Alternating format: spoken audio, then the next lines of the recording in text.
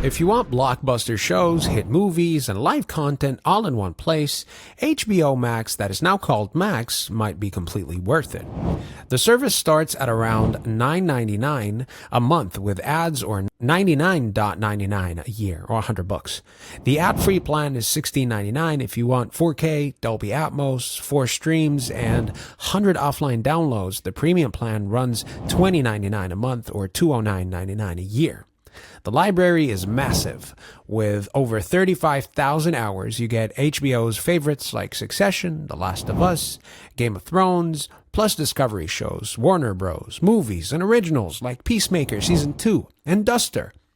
On the perks side, the premium plan delivers true 4K and Dolby Atmos, live sports and CNN. Max are included on standard and premium.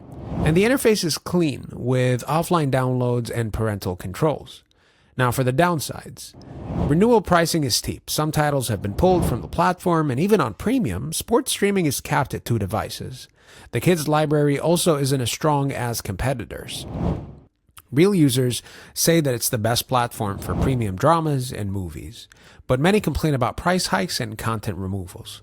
Bottom line is, if you want prestige TV, blockbuster films, and top-tier streaming, Max Premium is worth it. But if you're on a budget, the $9.99 ad-supported plan still gets you the same library without the extras. Now, which tier would you pick? Let me know in the comments, and I'll catch you in the next one.